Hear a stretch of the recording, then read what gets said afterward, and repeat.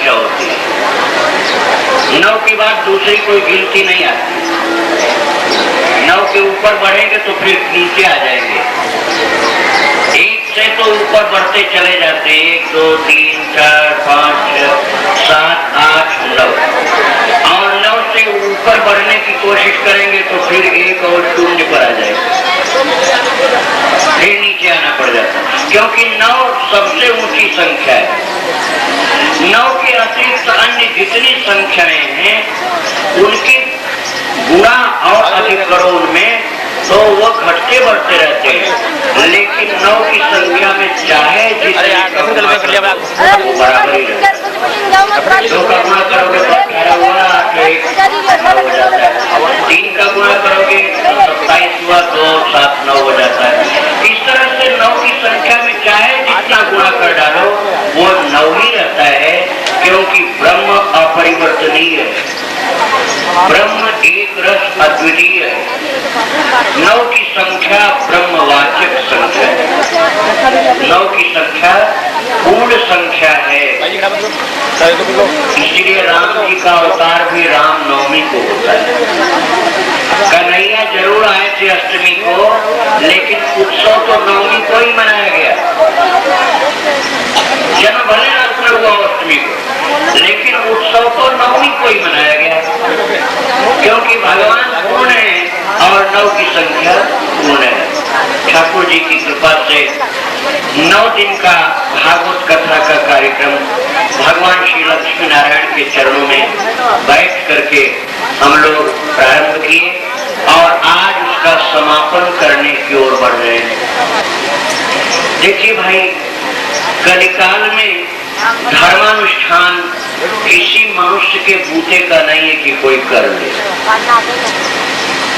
मनुष्य इतना व्यग्र व्यस्त एवं उपद्रवग्रस्त है कि वो शांत चित्त से कोई भगवत कार्य कर ही नहीं सकता है। तो भगवान है जो करवा देते हैं, भगवान जबरदस्ती करवाते हैं, उसी से करवाते हैं जिससे करवाना चाहते हैं, जिससे सेवा लेना चाहते हैं उससे सेवा ले लेते हैं, जिससे जो कार्य कराना चाहते हैं वो कार्य करा देते हैं।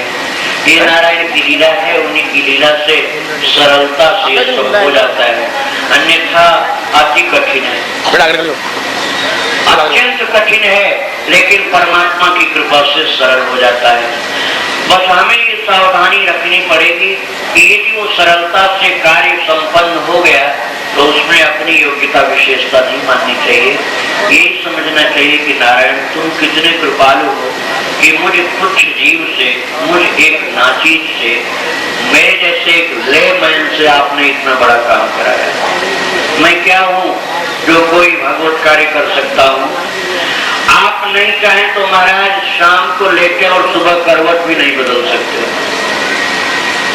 शाम को लेटे थे ये सोचकर कि बहुत बड़े ताकतवर हैं, बड़े धनवान हैं, बड़े पैसे वाले हैं, बड़े बलवान हैं, और सुबह नहीं उठ सकते, ठाकुर जी की इच्छा न हो।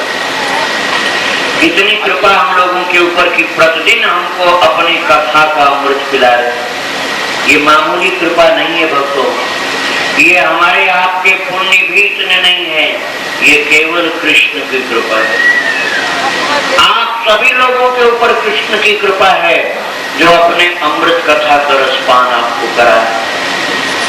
कितने नर्सिंग होम और अस्पताल, बड़े बड़े मेडिकल कॉलेज और बहुत बड़े बड़े हॉस्पिटल्स हैं जिनमें जाकर देखोगे किसी के पांव में 5-5 इंच लटकी हुई, किसी की खोपड़ी में नट बोल्ट लगा है और 10-10, 20-20 किलो का वेट लटका हुआ है, किसी के हड्डियों को बांध करके तारों से, और डॉक्टर ने कह दिया 6 महीना करवट नहीं बदल सकते हो। ऐसी ऐसी स्थितियां हैं मनुष्य की। हम लोगों के ऊपर ठाकुर की कितनी कृपा है कि हम लोग शरीर को आनंद से रखे हुए और परमानंद परमात्मा की अति सरस प्रीति युक्त कथा सुन रहे हैं। भाई, पुण्य की जड़ बताते हैं पाताल में होती है। पुण्य की जड़ जो होती है पाताल में होती है, वो खत्म नहीं होती है, और पता नहीं कौन सा पुण्य आपका उदित हो रहा, वैसे मुख्य तो भगवत कृपा है। पुण्य की जड़ पाताल में होती है और पाप की जड़ अस्पताल में होती है। पुण्य की जड़ जो है वो पाताल में और पाप की जड़ अस्पताल। वो हमारे भोग हमको भुगताता है। नारायण की कितनी कृपा कि क्या हम लोगों के जीवन में पाप नहीं हुआ होगा, लेकिन परमात्मा ने उन सब पापों को क्षमा करके हमको अपने श्री चरणों में बुलाया है। ये लक्ष्मी नारायण ने बुलाया तब तुम चले आए। कितने ऐसे लोग होंगे जो कथा में आए हैं, दूर दूर से आए हैं, उदयपुर से, जयपुर से, कोटा से, कहां से आप लोग जानते हैं, और उनके जाने की आने की कोई योजना भी नहीं थी। अचानक किसी ने कहा कि चलो विजयनगर में कथा रस ठाकुर जी की कृपा से होने वाला है, चल पड़े। कोई पहले से प्रोग्राम नहीं था, चल पड़े। और जिसके मन में अहंकार रहा होगा कि हम तो रहेंगे, हम ये करेंगे, बाधा आ गई होगी, वो आ भी नहीं पाया। जिसको प्रभु बुलाते वो चला आता है। कल हम लोग भागवत की कथा के माध्यम से कृष्ण चरित्र का रसास्वादन कर रहे थे। कल हमने आपको ठाकुर जी की कृपा से श्रवण कराया था जरासंध के वध की कथा। उसमें आपने सुना जरासंध वध के आख्यान में कि भीमसेन तो इतने बलवान हैं कि जिनके समान उसमें कोई था नहीं, लेकिन भीमसेन कहते हैं मैं हार चुका हूं, मन मेरे बस का नहीं। भगवान कहते तू तो जरूर हार गया, लेकिन हे हारा हुआ प्राणी, तू संघर्ष करते समय जिस समय हारने लगे मेरी ओर देख, मैं तुझे विजय दिलाऊं। भीम, जब तू हारने लगना तो मेरी ओर देखना, और तेरी दृष्टि यदि मेरे चरणों में रही, मेरी ऊपर रही, अर्थात मुझे देखता रहा, तो मेरी कृपा से विजय मिल जाएगी। ये हमारे जीवन संघर्ष का सूत्र है। संघर्ष तो करना है पूरी ताकत से, लेकिन निगाह कन्हैया के ऊपर रखनी है, कन्हैया के संकेत की ओर देखना है, तभी विजय मिलती है। और कन्हैया की ओर देखना बंद कर दिए और कहने लगे कि हम बड़े भारी कर्मयोगी हैं, और विजय बहुत दूर चली जाती है। इसके बाद सुदामा जी का चरित्र सुनाया गया। हमने कहा माताओं के लिए कल संक्षेप में और फिर से जरा सुना देंगे। सुदामा जी महाराज चले हैं बड़े प्रेम के साथ श्री भगवान से मिलने के लिए। अत्यंत फटे पुराने जीर्ण शीर्ण वस्त्र, झुकी हुई कमर है, हाथ में लठिया लिए हुए, अति वृद्ध, और पत्नी के दी हुई पोटली को, जो चावल की पोटली है, उसको अपने पीठ पर लादे हुए, और आंखों से दिखता भी कम है, लठिया के सहारे चल रहे हैं। वृद्ध सुदामा अपने गांव से निकल करके धीरे धीरे साहस बटोर करके द्वारका के पथ पर चले हैं। भक्तों, श्री भगवान के पथ पर चलने वाला व्यक्ति बड़ा भाग्यशाली होता है। सब कोई श्री भगवान की पथ की ओर चल ही नहीं सकते हैं। जिसके ऊपर कन्हैया की विशेष कृपा होती है ना, वही श्री भगवान के पथ पर चल पाता है। अन्य व्यक्ति तो संसार में उलझे रहते हैं। सुदामा जी के हृदय में कृष्ण की कृपा प्रकट हुई है, जिससे भगवान श्री कृष्ण की कृपा का अनुभव करते हुए सुदामा जी द्वारकापुरी के मार्ग की ओर बढ़ते चले जा रहे हैं। और श्री द्वारकापुरी के निकट पहुंच करके सुदामा जी सोचने लगे कि मैं भगवान के पास पहुंच पाऊंगा कि नहीं। उन्होंने एक जगह पर जाकर के विश्राम किया, और बस भगवान ने उनको वहीं से अपनी योग माया के द्वारा बड़े आराम से अपने धाम में पहुंचा दिया। जाकर के द्वारकापुरी में सुदामा जी ठाकुर जी के पास पहुंच जाते हैं, और सुदामा जी के लाए हुए टूटे फूटे चावलों को श्री भगवान ने बड़े प्रेम से ग्रहण किया है। सुदामा जी के चावलों को ठाकुर जी ने बड़े प्रेम के साथ ग्रहण किया, और उसको ऐसे पाए हैं जैसे पता नहीं कितना मीठा प्रसाद है। ठाकुर जी ने सुदामा के लाए हुए प्रसाद को ग्रहण किया, और सुदामा के संपूर्ण दारिद्र्य दुख को दूर करके उनको उसको संपूर्ण श्री संपन्न बना दिया है। ये कथा कल आपने श्रवण की थी। अब इसके आगे की कथाएं हम आपको श्रवण कराएंगे। राधे राधे गोविंद गोविंद राधे,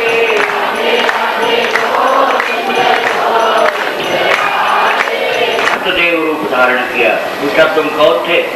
गिरगिट के रूप में क्यों थे? देव रूप में हो।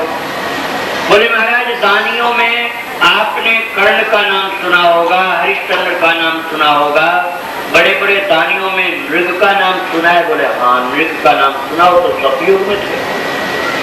महाराज मैं वही राजा नृग हूं। तो तुम गिरगिट कैसे बने? बोले दान किया था गाय का, वो गाय ब्राह्मण के पास जिसको दिया था वो ब्राह्मण के पास से मेरे यहाँ आ गई। मैंने उस गाय को ब्राह्मण को नहीं वापस देकर के फिर से दूसरे को दान कर दिया। महाराज दूसरे की वस्तु को अपनी बता करके उसका अधिकार जो मैंने प्रयोग किया, विप्र की वस्तु पर अनधिकार चेष्टा मैंने की, उसका दंड मुझे मिला। लेकिन कृपा ये हुई है, कृपा ये हुई है कि आपके श्री हस्त कमल का स्पर्श मिला है और आज मेरा उद्धार हुआ है। इस प्रकार से नृत्य की कथा सुनाई गई। फिर आगे सुखदेव जी बताते हैं भगवान श्याम सुंदर ने अपनी बहन सुभद्रा का विवाह अर्जुन के साथ किया। इस कथा को सुनाया। फिर आगे बताते हैं राजा जनक और शुकदेव ब्राह्मण दोनों की यहाँ से भगवान के लिए निमंत्रण एक साथ आया। अब सब लोग सोचने लगे देखो द्वारकाधीश गरीब ब्राह्मण के यहाँ पहले जाते हैं कि धनवान राजा जनक के यहाँ जाते हैं। प्रभु के मन में गरीब के प्रति आदर है कि धनी के प्रति आदर है? भगवान गरीब और धनी नहीं देखते। देखो सिद्धांत की बात मैं बता देता हूँ। भगवान गरीब और धनी नहीं देखते। भगवान क्या देखते हैं? हृदय की स्थिति कैसी है। गरीब हो और ऐंठन बहुत ज्यादा हो, गरीब हो और ऐंठन बहुत ज्यादा हो, कमाता हो दिन में 20 रुपए और शाम को बोतल खरीद के पान करके और रात भर गाली बकता हो, तो क्या ऐसे गरीब को भगवान प्यार करेंगे? धनी हो और धन के मद में फूला हुआ सबका तिरस्कार करता हो, तो क्या उस धनवान का भगवान आदर करेंगे? भगवान हृदय को देखते हैं। तुम्हारा हृदय कितना प्रेम और दीनता, विनम्रता और समर्पण युक्त है। यदि गरीब का हृदय दीनता, समर्पण, भक्ति और प्रेम से युक्त है तो गरीब भगवान के लिए प्रिय। धनवान का हृदय इस प्रकार से है तो धनवान प्रिय है। लेकिन एक बात फिर भी है भक्तों, ये के प्रभु की बात, लेकिन ये प्राय देखा जाता है कि धनवान व्यक्ति को धन का अभिमान आ जाता है और गरीब के अंदर एक विशेषता रहती है, चाहे और कमियां भले हो, लेकिन गरीब के अंदर एक अच्छाई जरूर होती है कि उसको कम से कम धन का अभिमान नहीं होता। गरीब को धन का अभिमान नहीं, लेकिन गरीब यदि भगवत भक्ति नहीं करता है तो वो भी कोई स्तुत्य नहीं होता, सराहनीय नहीं होता, और धनवान भी भक्ति न करे तो वो भी सराहनीय नहीं होता। इसलिए मुख्य ठाकुर जी की भक्ति आपको जो भगवान ने दिया हो, गरीबी दी हो तो गरीबी के अनुसार सेवा करो। अरे एक पुष्प गरीब आदमी भगवान के चरणों में अर्पित कर दे या एक तुलसी दल अर्पण कर दे और एक धनवान आदमी सोने के बर्तन ठाकुर जी के चरणों में अर्पण करे तो किसमें भाव ज्यादा भगवान ये देखेंगे। सोना नहीं देखेंगे, वो देखेंगे कि तुलसी अर्पण करने में भक्ति ज्यादा है कि सोना अर्पण करने में भक्ति ज्यादा है। भक्ति तुलसी अर्पण करने वाले गरीब के हृदय में अधिक होगी तो तुलसी दल को ठाकुर जी पहले लगते हैं। भक्तों, ये स्वयं श्री नारद जी ने तुलसी की महिमा और राम नाम की महिमा दिखलाई है अपनी चर्या के द्वारा। वे पारिजात का एक पुष्प ले आए थे और पारिजात का पुष्प भगवान द्वारकाधीश को दिए, द्वारकाधीश ने रुक्मिणी जी को दे दिया। मिल गया, नारद जी पहुंच गए सत्यभामा के। सत्यभामा से पूछा, तुझे द्वारकाधीश चाहते हैं कि नहीं? सत्यभामा ने कहा, महाराज हम गृहस्थी लोग हैं, हम गृहस्थों के बीच की ऐसी बात क्यों आप पूछते हैं गुरुदेव? बोले, तुम लोगों के बीच की बात इसलिए पूछता हूँ कि तुम भगवान की रानी हो, तुम भगवान की वार्ता तो कर रहा हो। महाराज चाहते हैं, बहुत चाहते हैं, हमको सबसे ज्यादा चाहते हैं, सत्यभामा ने कहा। नारद जी ने कहा, बिल्कुल झूठी बात, तुमको द्वारकाधीश चाहते हैं तो पारिजात का एक पुष्प बड़ा सा मैंने ला के दिया है, अरे एकाध उसमें से कोई पंखुड़ी तुम्हारे घर आई? नहीं महाराज, मेरे यहाँ तो नहीं आई। तुम्हारे घर कैसे आती? पूरा फूल दे दिया रुक्मिणी जी को, उन्हीं को चाहते। अब जब भगवान द्वारकाधीश आए तो सत्यभामा जी मुंह फुला के कोने में बैठे। भगवान उनके मुंह की ओर गए तो घूम करके तुनक कर पीठ कर दिया। फिर भगवान सामने जाके बोले, देवी जी नाराज क्यों? सत्यभामा फुफकार मारती हुई घूम गई तुरंत। कहा कि लगता है गुरु जी आ गए थे यहाँ पर। क्या? सत्यभामा ने कहा, महाराज गुरु जी न आए तो सत्यता का ज्ञान कैसे हो? ऊपर ऊपर से मीठा मीठा बोलते हो आप, भीतर भीतर से और कुछ रखते हो। महाराज मुझसे प्रेम नहीं करते हो, रुक्मिणी जी से करते हो, आप उन्हीं के पास जाओ। ऐसा तुमने कैसे सोच लिया? पारिजात का पुष्प आया था महाराज, श्रीराज पारिजात का पुष्प आया था, आपने एक आध पंखुड़ी हमको दी। भगवान ने कहा, तुम चिंता मत करो, तुम्हारे यहाँ पूरा वृक्ष लाकर लगा दूंगा। तो सत्यभामा ने कहा, रहने दो महाराज बात बनाने को, एक पंखुड़ी तो दिए नहीं, वृक्ष ला रहे हो। अच्छा चलो, स्वर्ग से जा करके पूरा कल्प वृक्ष उखाड़ लाए और लाके सत्यभामा के आंगन में लगा दिया। सत्यभामा खुश हो गई। नारद जी आए, 5-7 बड़े बड़े फूल तोड़कर नारद के चरणों में अर्पण किया। गुरुदेव आपकी कृपा से तो आप वृक्ष ही हमारे यहाँ आ गया, फूलों की क्या कमी अपने यहाँ, स्वर्ग का वृक्ष यही आ गया है गुरुदेव, अब तो आपकी पूरी कृपा है। बोले तो पूरी कृपा तो है, लेकिन भगवान तुमको मानते? अरे महाराज अब तो सबसे ज्यादा हम ही को मानते, लेकिन कोई उनका भरोसा मत करना। 2-4 दिन मीठा मीठा बोल देंगे, फिर पहले वाली लाइन पर चल पड़ेंगे। सत्यभामा ने कहा, महाराज तो कृपा करके बतलाइए सदा के लिए कैसे प्राप्ति उनकी हो जाए, सदा के लिए प्राप्ति। तो नारद जी ने बड़े भोलेपन से सरलता से कहा, जिस चीज को परमानेंट रूप से प्राप्त करना हो उसका दान करना चाहिए। किसी को सुख दान करोगे तो तुम सुखी बन जाओगे, किसी को दुख दोगे तो बाद में तुम दुखी बन जाओ, क्योंकि दुख का दान किया। इसी तरह से धन जो दान करते हैं वो इस जन्म में और कभी कभी जन्म नहीं तो अगले जन्म में बहुत धनवान होते हैं। अन्न दान करने वालों के पास अन्न के भंडार भरे रहते हैं। देवी तुम्हें भगवान परमानेंट रूप से चाहिए तो भगवान का दान करो। सत्यभामा ने कहा, महाराज भगवान का दान तो मैं करूं, लेकिन देश काल पात्र भी तो देखना पड़ता है। देश तो अच्छा है, द्वारकापुरी काल भी बढ़िया है महाराज, लेकिन पात्र कौन सा लाऊं, कहां से खोजूं किसको? नारद जी ने बड़े स्नेह से कहा, सत्यभामा देश काल बढ़िया है तो मैं तेरे सामने नहीं खड़ा हूं क्या? क्या मैं कुपात्र हूं? अरे मेरे लिए भगवान का दान कर दे। सत्यभामा ने कहा, हाँ महाराज, गुरुदेव आपने ठीक कहा। अच्छा हाथ में जल संकल्प कर। संकल्प करके भगवान का दान कर दिया। श्री भगवान को बुलाया, भगवान द्वारकाधीश आए। हाँ देवर्षि क्या आदेश है? बोले सत्यभामा ने आपका दान कर दिया है। महाराज मेरा कमंडल पूरा उठाओ, चलो मेरे साथ गाँव और भगवान ने उठा भी लिया कमंडल। बोले चलो महाराज।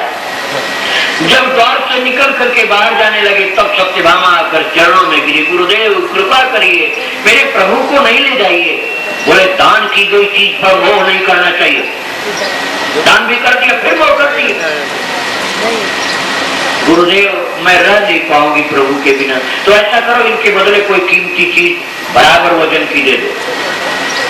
भगवान को एक पलड़े पर तुला के बैठा के दूसरे पलड़े पर इतना धन संपत्ति ला दी है, ला करके सत्यभामा कि कीमती से कीमती रत्न मणि और मोती और हीरे और सोना, लेकिन जितना भी लादा वो सब भगवान से हल्का ही रहा वजन।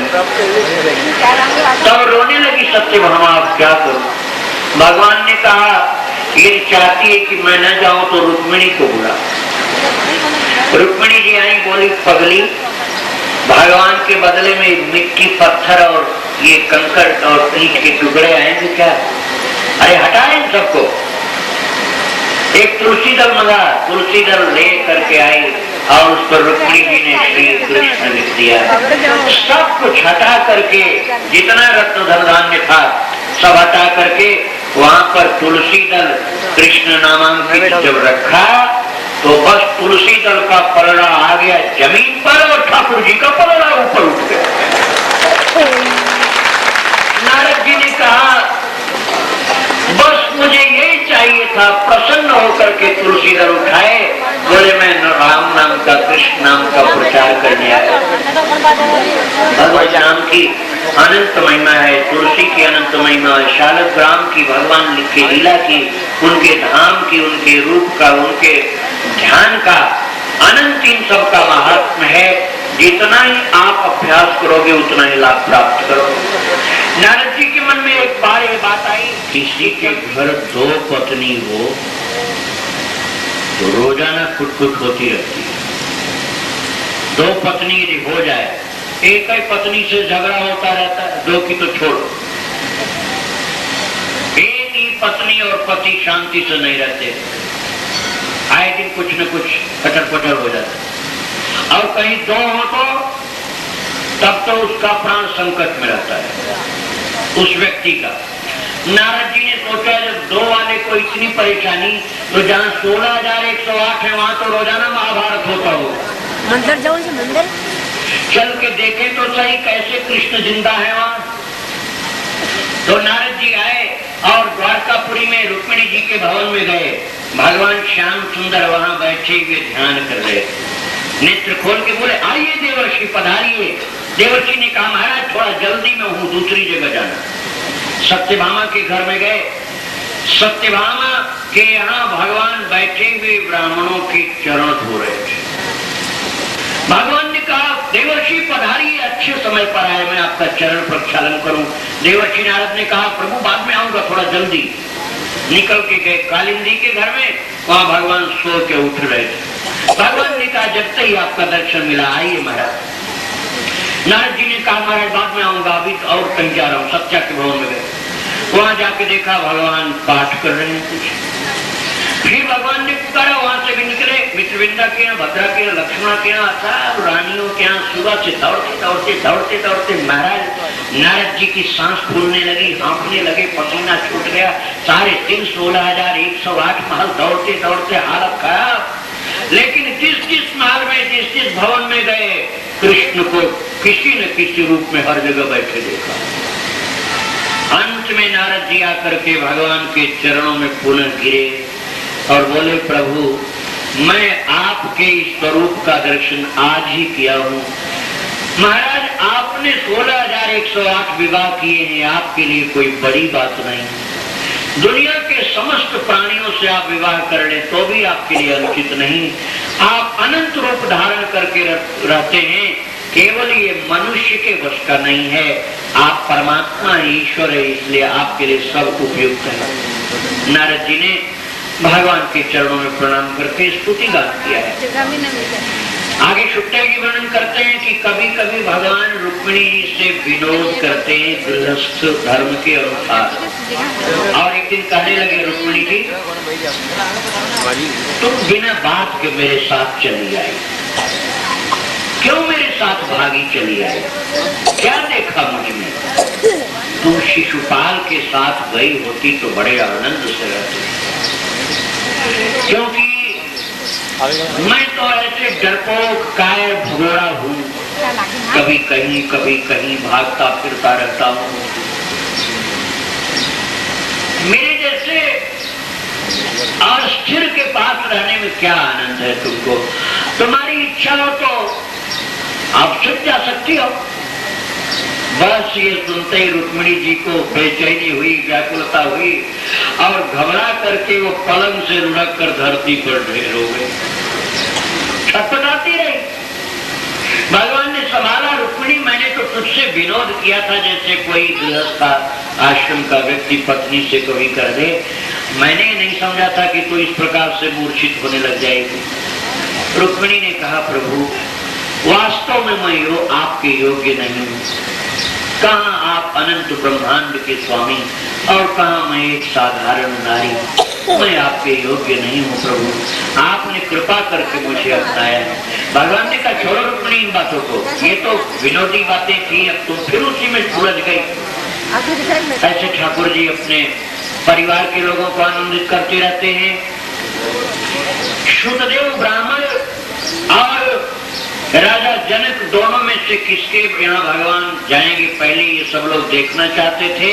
ठाकुर जी जब चले तो जहाँ से दोनों के रास्ते अलग होते थे वहां से भगवान ने दो रूप बनाए।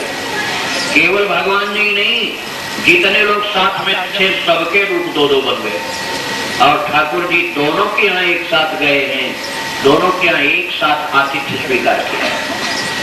सुखदेव जी आगे सुनाते हैं, एकदा द्वारवत्याम तो विप्रपत्न्या कुमारक जात मात्र भुवम स्पृष्ट्वा महार किल भारत। एक परीक्षित, एक द्वारका के ब्राह्मण के बेटे मर जाते थे, वो भगवान के द्वार पर आकर भगवान की बुराई करने लगा, भगवान को बुरा भला कहने लगा कि भगवान ये राजा यहाँ का अधर्म कर रहा है इसलिए मेरे बच्चे मर रहे। अर्जुन ने कहा, मेरे प्रभु को ऐसा बोलेगा तो ठीक नहीं होगा, ब्राह्मण मैं तेरे अगले बच्चे की रक्षा करूंगा। अर्जुन बच्चे के जन्म के समय आए और अपने अस्त्र के दिव्यास्त्रों के प्रताप से उन्होंने बाणों का पिंजरा बना दिया कि जिससे यमराज का दूत आ ही न सके बच्चे को लेने। हर बार तो बच्चा मरता था, इस बार बच्चा शरीर सहित गायब हो गया। अर्जुन ने प्रतिज्ञा की थी, रक्षा नहीं कर पाऊंगा तो चीता में जल के मर जाऊंगा। अपने योग बल से वे बहुत से लोगों में गए, हार करके आए और लकड़ी जलाए घुसना चाहते हैं, तब तक भगवान ने पीछे से कंधे पर हाथ रखा। अर्जुन कहाँ जा रहे हो? बोले कि मरने जा रहा। भगवान ने कहा, मर जाना बाद में, चलो अभी मेरे साथ एक जगह चलता। ले गए एक दिव्य लोक में, वहां चतुर्भुज नारायण ने कहा, हे अर्जुन और कृष्ण आओ, ब्राह्मण के सब बच्चे मेरे पास है, उनको ले जाओ। भगवान ने उनको बच्चे दे दिया।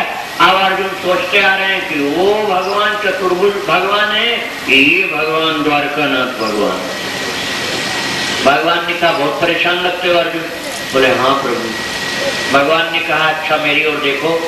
ठाकुर जी ने तुरंत वही रूप दिखला दिया जो वैकुंठ का दिखलाया था। अर्जुन चरणों में गिरे, बोले, प्रभु संदेह दूर हो गया, आप दोनों एक ही हैं, आप कभी यहाँ रहते हैं कभी वहां रहते हैं, आपकी लीला है प्रभु। त्रिदेवों में जल्दी कृपा करने वाला कौन है, इसकी जांच करने के लिए, और क्षमाशील कौन है, इसकी जांच करने के लिए अलग अलग कथाओं का वर्णन किया गया। जल्दी कृपा कौन करता है? वृकासुर को भगवान नारद जी ने बताया, भगवान शंकर करते। उसने आहुति मांस की डालनी शुरू कर दी और तब शंकर जी आकर उसका हाथ पकड़े, बूट मेरे लिए मांस की आहुति डालता है, क्या कर रहा है भगवान? बोल क्या चाहिए तुझको? उसने कहा, महाराज जिसके सिर पर हाथ रख दे वही जल के मर जाए। शंकर जी ने एवं वस्तु कह दिया। उसने देखा सुंदरी पार्वती को बैठे, बस पार्वती को प्राप्त करने के लिए शिव जी को खदेड़ लिया। शिव जी घबरा करके नारायण को याद किए। नारायण जी तुरंत एक ब्रह्मचारी बन करके आए और वृकासुर को देखकर हंसकर बोले, शाकुने भवान व्यक्तम श्रांतम किम दूरमागतः क्षणम विश्रम्यताम। एक क्षण रुको तो, क्यों परेशान हो रहे, क्यों दौड़ रहे हो? ऐसा वरदान दिया। अरे वो पागल हो गए शंकर जी दक्ष के श्राप से। अब न वरदान में कुछ है न श्राप में कुछ है, तुम बिना भाग के दौड़ रहे हो। महाराज वरदान दिया है तो गलत है। बोले, बिल्कुल गलत। तुझे नहीं विश्वास है तो अपना हाथ अपने सिर पर रख के देख। उसने सोचा थोड़ी गर्मी लगेगी तो हाथ हटा लूंगा, लेकिन जो ही अपना हाथ अपने सिर पर रखा जल करके रहा। उसके बाद कथा सुनाते हैं सुखदेव जी कि त्रिदेवों में क्षमाशील कौन ज्यादा है पता करने के लिए भृगु मुनि गए ब्रह्मा को प्रणाम नहीं किया तो ब्रह्मा नाराज हुए। शिव जी के सामने गए, कुछ बोल दिया अनुचित, तो शिव जी त्रिशूल लेकर दौड़े। और इसके बाद वो गए भगवान नारायण के पास। नारायण की छाती में भृगु ने काश के एक लात मारी और नारायण उठ करके भृगु जी महाराज के चरण पकड़ करके बड़े प्रेम से प्रणाम करते हुए बोले, अतीव कोमलौतात चरणौ ते महामुने इत्युक्त्वा विप्रचरणौ मर्दयन् स्वेन पाणिना। मेरे कोमल, आपके कोमल चरणों में महाराज मेरे कठोर छाती से चोट लगी होगी, क्षमा करिए। श्री भगवान नारायण की कृपालुता कर भृगु जी ने सर्वत्र बताई। वेद भगवान की स्तुति करते हैं। द्विविध वानर का उद्धार किया है बलदेव जी ने, और सूत का उद्धार करके उनके पुत्र को पौराणिक वक्ता बनाया है। आज इन संपूर्ण लघु आख्यानों के साथ दशम स्कंद को हम प्रणाम करते हुए एकादश स्कंद में प्रवेश कर रहे हैं। राधे राधे गोविंद गोविंद राधे,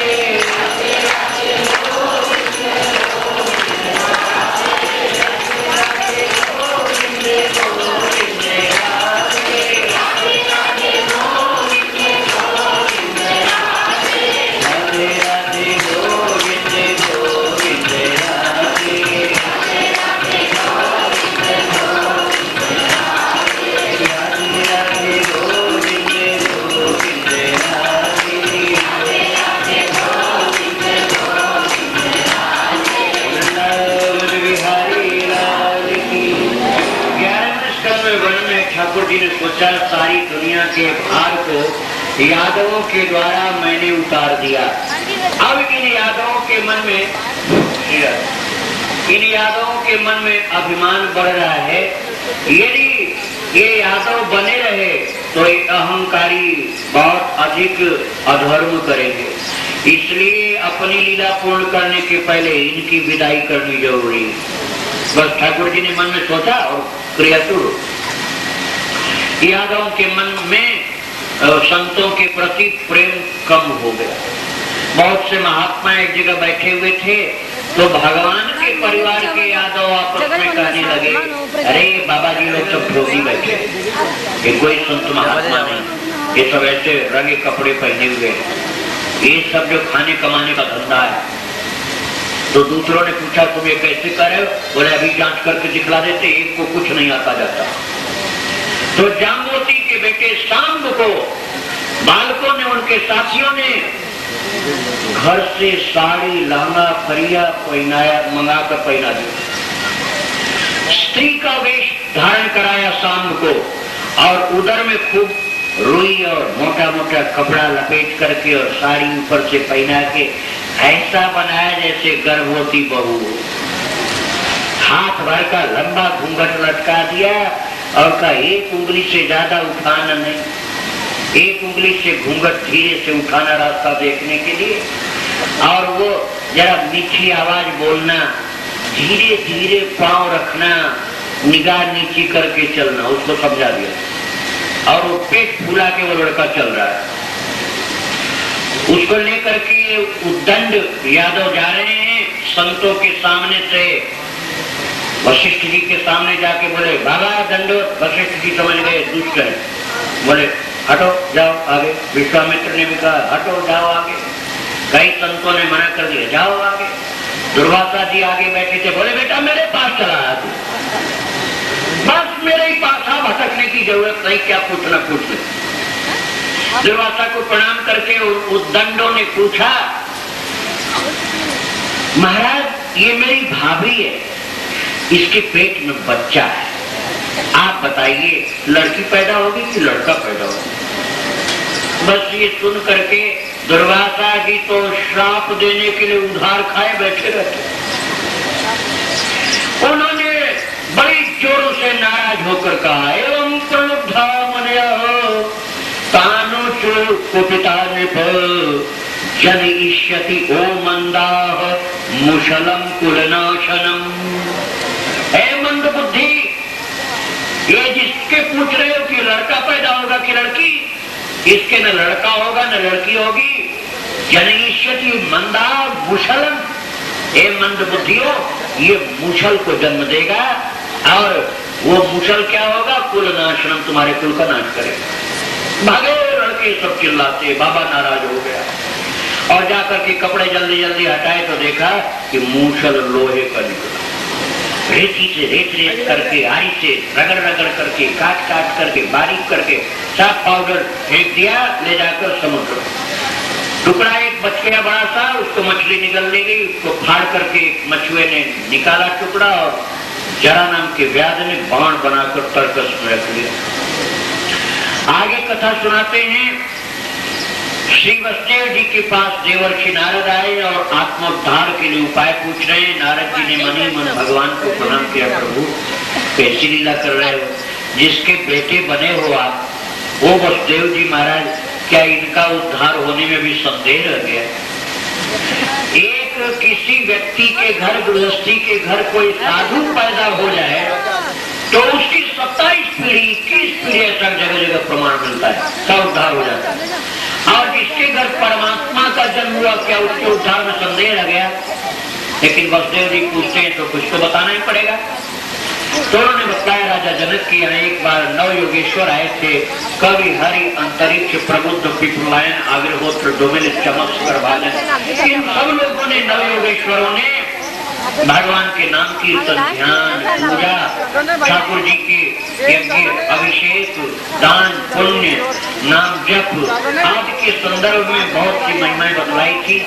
माताओं, आप लोग धीरे धीरे जाएं और बोले नहीं, कृपा कर। जो माताएं बैठी वो भी न बोले और जो चल रही वो भी न बोले। राधे राधे। तो सावधानी के साथ श्रवण करते रहो। कथा जल्दी जल्दी मैं सुनाते चल रहा हूँ, जरा सी सावधानी हटी और कथा कटी, इसलिए आप सावधानी के साथ श्रवण करें। तो मैं आपको बता रहा था कि ये नव योगेश्वर राजा जनक को जो भक्ति का ज्ञान का उपदेश करते हैं, वही वसुदेव जी को नारद जी महाराज ने सुना दिया। पुनः सुखदेव जी बताते हैं कि भगवान ध्यान में बैठे हुए हैं, उद्धव जी पास में आए। उद्धव ने भगवान की मुद्रा देख करके कहा, प्रभु मुझे ऐसा लग रहा है कि आप क्या ये मेरा अनुमान सत्य है? भगवान ने कहा, उद्धव तुम्हारा अनुमान सत्य है, तो प्रभु मुझे अपने साथ ले चलिए। भगवान ने कहा, ये कैसे संभव हो? तुमको तो भूतल पर मेरी भक्ति के प्रचार के लिए रहना। महाराज मैं अब नहीं रहना चाहता हूँ। बोले, तुमने कहा था गोपियों की चरण रस प्राप्त करने के लिए लता बनने को, वो वरदान तुझे दिया है। एक रूप से तुमको लता बन के गोवर्धन परिक्रमा में रहना और एक रूप से तुमको बद्रीनाथ में तपो रूप में तप करना। बोले, महाराज यदि आपकी ऐसी आज्ञा है तो मुझे कुछ ऐसा अवलंब दीजिए जिससे मैं रह सकूं। भगवान ने कहा, अवलंब तो बाद में दूंगा, अपनी पादुकाएं प्रदान करूंगा, जैसे राम जी ने भरत को दिया था, लेकिन पहले थोड़ा उपदेश सुन लो उद्धव, जिससे तुम धैर्य पूर्वक रह सको। उद्धव ने कहा, प्रभु कृपा करके सुनाइए। तब श्री भगवान उद्धव को सुनाने लगे, मेरे पूर्वज जो यदु जी महाराज थे, एक बार उनकी भेंट दत्तात्रेय से हुई और दत्तात्रेय जी महाराज ने, उनके पास कुछ नहीं लेकिन नग्न होने पर भी, धनहीन होने पर भी, घरहीन होने पर भी एक रेती में पड़े हुए प्रसन्नता से हंस रहे थे। यदु ने पूछा, गुरुदेव आपके पास खुश करने वाली, आनंद देने वाली, प्रसन्नता लाने वाली कोई चीज नहीं, न सेवक न सामग्री, तो आप इतने प्रसन्न कैसे? बोले, जो वस्तुओं से प्रसन्न होता है वो वस्तुओं के जाने पर दुखी हो जाता है। प्रसन्नता आंतरिक होनी चाहिए।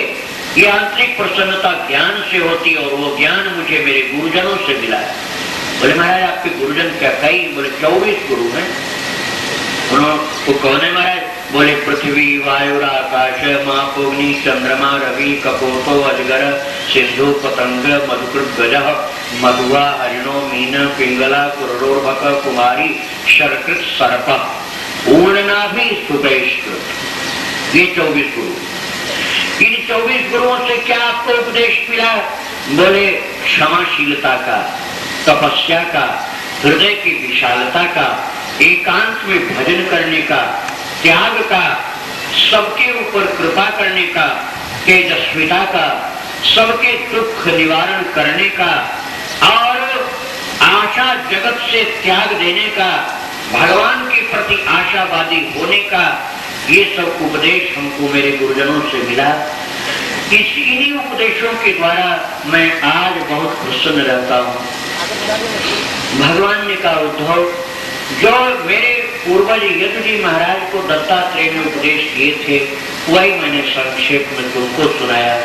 इन्हीं सिद्धांतों को, इन सूत्रों को हृदय में धारण करोगे तो तुम्हें कभी कोई क्लेश छू भी नहीं जाएगा। हे उद्धव, जब ये प्राणी जन्म लेता है तो इसके ऊपर 3 ऋण रहते हैं जन्मजात। 3 ऋण कौन कौन से? देव ऋण, ऋषि ऋण, पितृ ऋण। देव ऋण क्यों है? क्योंकि हमारे शरीर में जितने इंद्रियां हैं सब देवताओं के वास से चल रही हैं। एक इंद्री से देवता हट जाए वैसी अंग में शून्यता आ जाती है, पैरालिसिस हो जाता है और फिर ठीक नहीं होता। और जितना अन्न आदि खाद्य पदार्थ है सब देवताओं से, अग्निदेव से, सूर्य देव से, पवन देव से बना है, इसलिए देवताओं का ऋण। पितृ ऋण क्यों है? पितृ ऋण इसलिए है कि हमारे पिता, पिता के पिता, उनके पिता, इस क्रम से हमारा ये वंश चल रहा है। उनकी कृपा से ही ये शरीर है, नहीं तो शरीर कहां से होगा। महाराज, ऋषि ऋण क्यों है? ऋषि महात्मा तो जंगल में बैठे रहते हैं, ना हमारे घर आते हैं, ना हमारे शरीर को पैदा करते हैं, उनकी क्या कृपा हमारे ऊपर? बोले बेटा, ऋषि ऋण तो सबसे बड़ा ऋण है। ये कौन सा ऋण महाराज? वो ऋषि महात्मा तो आते नहीं, उनका ऋण कौन सा? बोले, यदि वाल्मीकि और व्यास ने हमको ज्ञान न प्रदान किया होता, और वो ही नहीं, उनके शिष्य, प्रशिष्य, तत्शिष्य उस ज्ञान को अयशु प्रवाह नहीं करते रहते और अक्षुण बना के नहीं रखते, तो वो ज्ञान आज तक बरकरार नहीं रहता, सलामत नहीं रहता और कब का विनष्ट हो चुका होता। उन महात्माओं की कृपा से जो सतयुग का ज्ञान था आज तक चला रहा है। पता नहीं कितने ग्रंथ जलाए गए बर्बरतापूर्ण ढंग से मुगलों के द्वारा तक्षशिला और नालंदा में, लेकिन महात्माओं ने उन संपूर्ण ज्ञानों को अपने मस्तक में रखा, केवल पुस्तक में नहीं रखा। यदि केवल पुस्तक में रहा होता तो खत्म हो गया होता। उस ज्ञान को मस्तक में रखने के कारण उन महात्माओं के हम ऋणी, क्योंकि जो महात्मा उस ज्ञान को नहीं रखते और नहीं देते हमें, तो आज हम मनुष्य नहीं जानवर बन गए। इसलिए ऋषि ऋण हमारे ऊपर है। इन ऋणों से कैसे मुक्त हो? बोले, ऋषि ऋण से मुक्त होने के लिए कथा श्रवण करो, कथा का आयोजन करो, ग्रंथ को छपवाओ, ग्रंथों का प्रचार करो, मुफ्त में वितरण करो। साहित्य जो ऋषि प्रणीत हैं उनकी रक्षा प्रचार में सहयोग दो।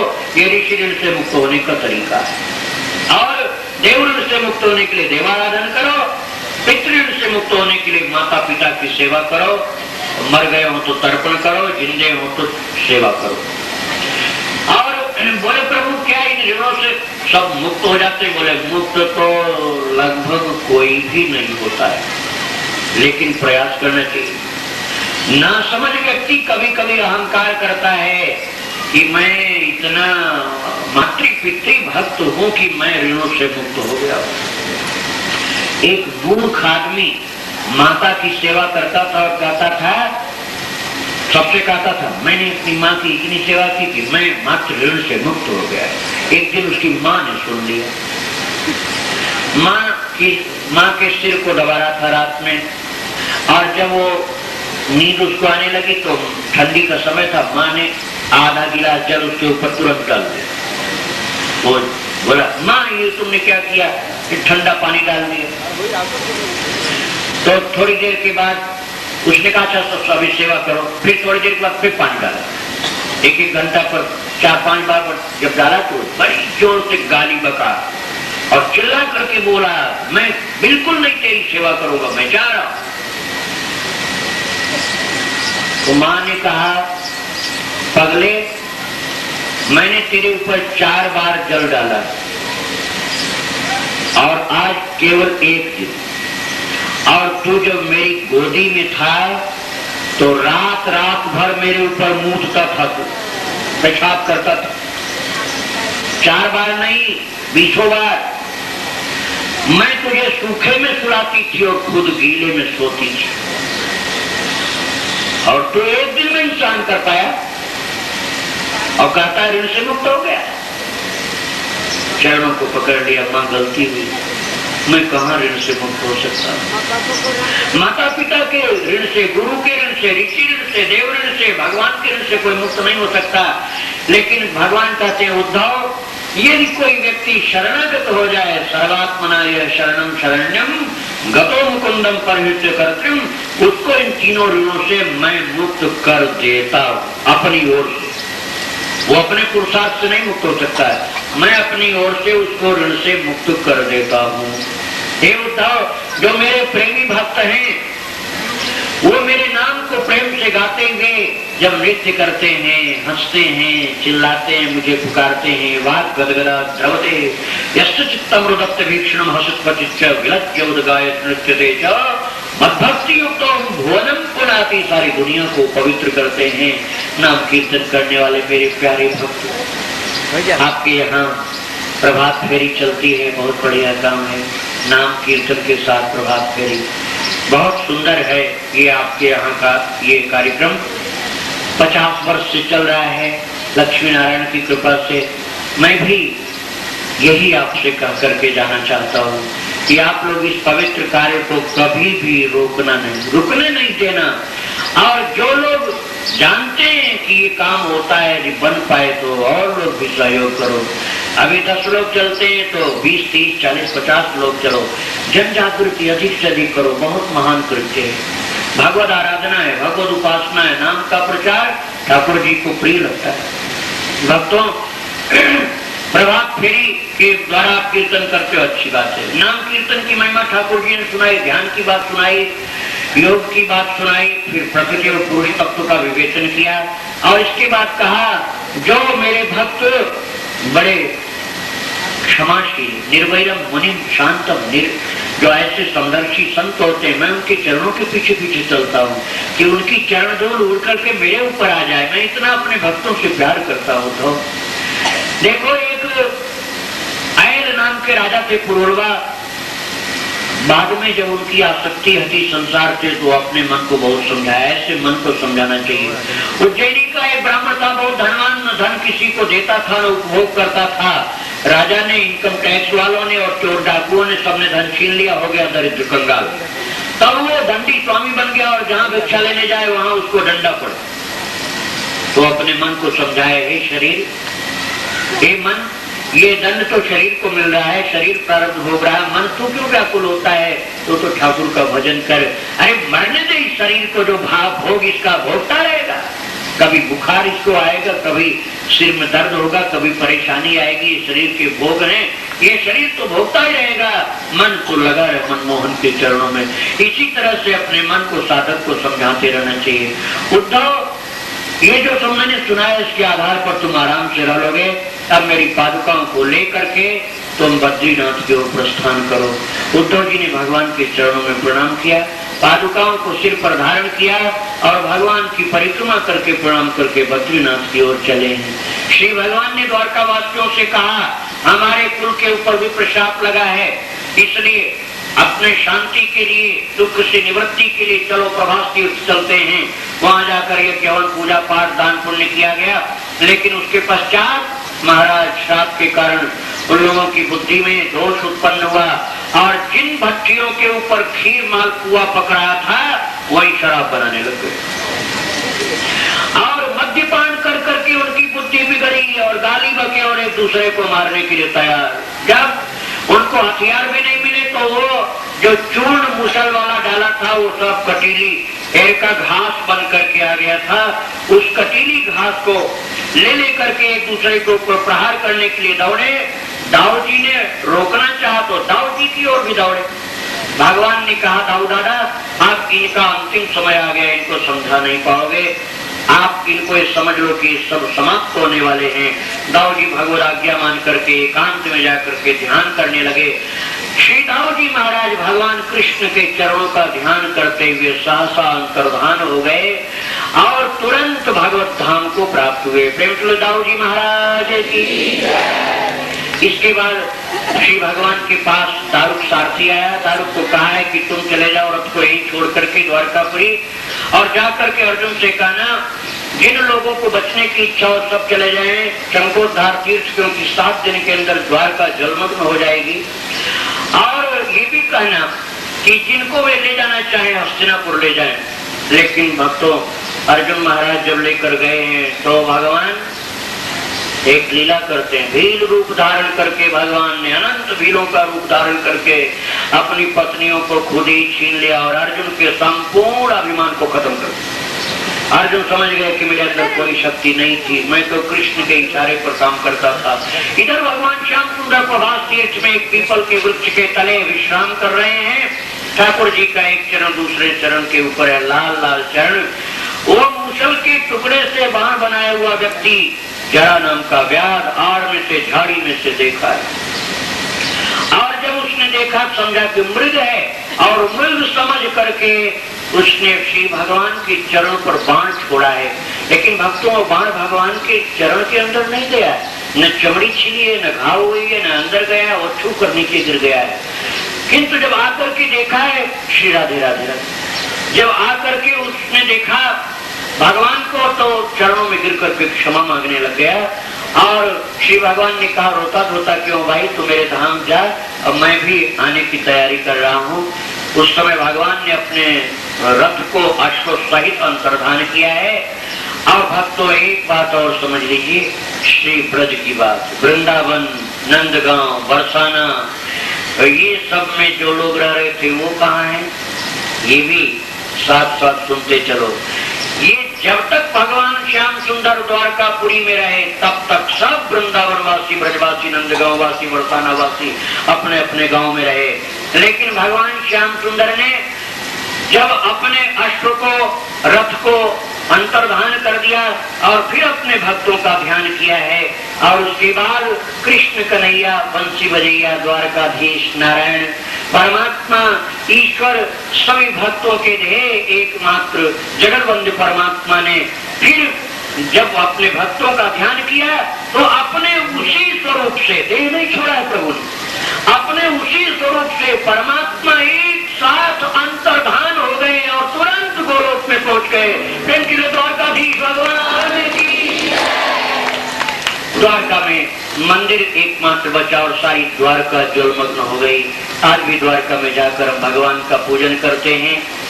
भगवान को याद करके ठाकुर जी विराजमान हैं अर्चा विग्रह रूप में। और श्री वृंदावन धाम में नित्य लीला वाले परमात्मा तो आज भी हैं, लेकिन अवतार काल के जितने भगवत पार्षद थे, राधा और उनकी गोपियां, ये सब के सब जिस समय भगवान द्वारकाधीश अंतर्धान हुए उसी समय सारे के सारे ब्रजवासी अंतर्धान हो गए। और उसके बाद संत लोग जब गए हैं वृंदावन तो वहां कोई नहीं, और वहां जा करके बस शाम को याद कर रहे हैं। जमुना को देख करके कहते हैं, जमुना श्याम के बिना तो कैसी श्रीहीन लग रही। यहाँ के कुंज निकुंज कन्हैया और श्री राधा के बिना कैसे सोने सोने लग रहे। लेकिन आज ये सब दृश्य यहाँ के देख करके याद आ रहा है। एक दिन कन्हैया यही बंसी बजाता घूमता था और सब ग्वाल सखा उसको घेर करके खेलते रहते थे।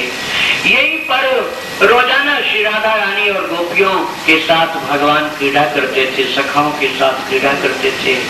अरे आज फिर से मुझे कोई उन गोपियों का दर्शन करा दे, आज फिर से मुझे कोई उन ग्वालों का दर्शन, उस कन्हैया का दर्शन उस तक करा दे।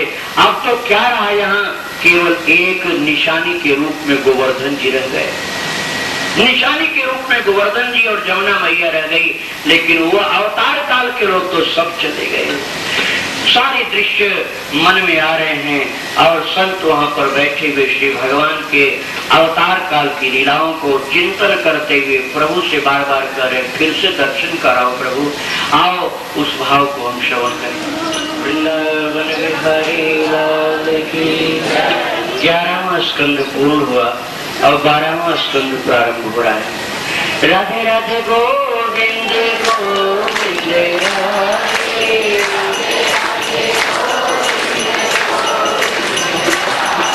राधे राधे गोविंद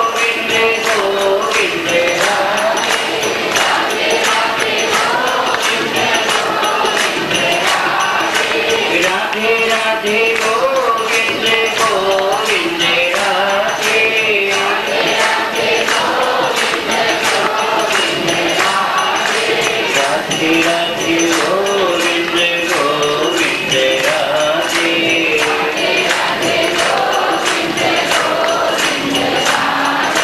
राधे राधे गोविंद गोविंद राधे वृंदावन बिहारी लाल की राधे राधे गोविंद गोविंद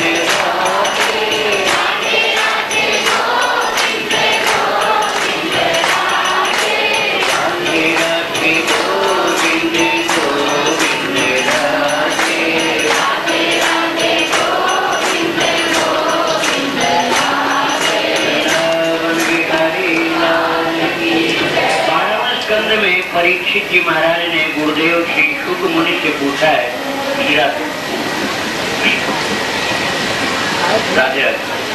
शुकदेव जी से पूछा है, गुरुदेव कलयुग में कौन कौन से राजा होंगे, ये कृपा करके बतलाइए। आप लोग बातचीत नहीं करें, बस थोड़ी देर कथा चलनी 15-20 मिनट। बोले कि कलयुग में जो राजा होंगे परीक्षित, उनकी कथा करने लायक नहीं है। कलयुग में प्रथम राजा परीक्षित तुम ही हो। तुम एक धर्मात्मा राजा हो, लेकिन जन्मेजय तुम्हारे जैसे धर्मात्मा नहीं हो पाएंगे, जबकि तुम्हारे ही बेटे हैं। तुम्हारा बेटा जन्मेजय राजा बन गया है, लेकिन तुम्हारे जैसा धर्मात्मा नहीं हो पाएगा। और उसके वंश में बाद में जो राजा होंगे वह और भी कम धर्मात्मा होंगे। धीरे धीरे तो धर्म से लोगों की रुचि बहुत कम हो जाएगी और फिर केवल भौतिकता ही भौतिकता रहेगी। कुछ दिन के पश्चात भगवान का बुद्ध अवतार होगा। वेद का नाम लेकर के जीवों की हिंसा करने वाले लोगों को हिंसा से हटाने के लिए बुद्ध भगवान का अवतार होगा। वे वेद को अप्रामाणिक बतलाएंगे और बाद में फिर समय आने पर भगवान के अंशावतार निम्बारकाचार्य, शंकराचार्य, माध्वाचार्य, रामानंदाचार्य, रामानुजाचार्य, श्री वल्लभाचार्य आदि होंगे भगवान के अंशावतार, आचार्यावतार श्री राम। और वे अंशावतार जो भगवान के होंगे, वे सब के सब वेद को प्रामाणिक घोषित कर देंगे। उसके पश्चात फिर अशोक वर्धन नाम का एक बहुत ही उदार और अहिंसावादी राजा होगा। हर्षवर्धन नाम का एक अति दानी राजा होगा। विक्रमादित्य नाम के एक बहुत ही परमात्मा के प्रिय भक्त राजा होंगे। बाद में विक्रमादित्य के द्वारा धर्म स्थलों का जीर्णोद्धार कराया जाएगा और उसके पश्चात फिर भारत भूमि में हिंदुओं का शासन समाप्त हो जाएगा। यहाँ पर मुगलों का शासन हो जाएगा और मुगलों के शासन के पश्चात फिर यहाँ पर अंग्रेजों का शासन होगा। अंग्रेजों के शासन के बाद फिर मौन नरपति 11 होंगे, अर्थात 11 पीढ़ियां डेमोक्रेसी का शासन करेंगे और यहाँ पर 300 वर्ष तक प्रजातंत्र रहेगा। इसके बाद फिर मोनार्की आ जाएगी, फिर एक तंत्र राजतंत्र शुरू हो जाएगा। बोले महाराज फिर कैसे कैसे राजा होंगे बताओ। बोले अब क्या बताएं, कोई 2 दिन का राजा, कोई 4 दिन का राजा, कोई 10 दिन का राजा। जो जितना ही बड़ा डाकू उतना ही बड़ा राजा। जो दिन दहाड़े डाका डाल सकता वो बढ़िया राजा हो जाए। दस्युक प्राय सुराजसु, राजा लोग दस्युक प्राय हो जाएंगे, सब डकैत हो जाएंगे, डकैत लोग राजा हो जाएंगे। बेटा परीक्षित धर्म का ह्रास होता जाएगा धीरे धीरे, लेकिन कहीं कहीं संत लोग आएंगे और कुछ कुछ क्षेत्र में धर्म की रक्षा करेंगे और उनके जाते ही पुनः धर्म की हानियां होने लग जाएगी। 4 चरण कलयुग जब व्यतीत हो जाएगा तब 6 वर्ष का बालक पिता बन चुका होगा, 6 वर्ष की कन्या माता बन चुकी होगी और 14 वर्ष के बालक के शरीर से पर कोई भी सफेद, कोई भी काला बाल नहीं, सब सफेद बाल। 20 वर्ष का कोई जिंदा मिलेगा नहीं, कहीं मिल गया देखने हजारों कोस से आए। और बेटा उस समय फिर न गंगा जी होगी, न जमुना जी होगी, न गिरिराज जी महाराज होंगे, न मंदिर होंगे, न आश्रम होंगे, न वेद पुराण होंगे। कोई भगवान का नाम लेगा तो उसको पूरा मूर्ख बताया जाएगा। ऐसा धर्म का जब ह्रास होगा तो कलयुग के अंत में अथातो युग संध्यायाम 10 युग प्राय राजसु जनिता विष्णु कल की नामना जगतपति, भगवान का कल की अवतार होगा। वे पापियों का सर्वनाश कर डालेंगे। कहाँ होगा महाराज ये अवतार? बोले संभल ग्राम मुख्य ब्राह्मण से महात्मना भवने विश्व कल्कि प्रादुर्भविष्यति। स्कंद पुराण में लिखा हुआ है रामगंगा और गंगा के बीच में संभल नाम का तीर्थ है, जहाँ से रामगंगा और गंगा की दूरी 4-4 योजन है।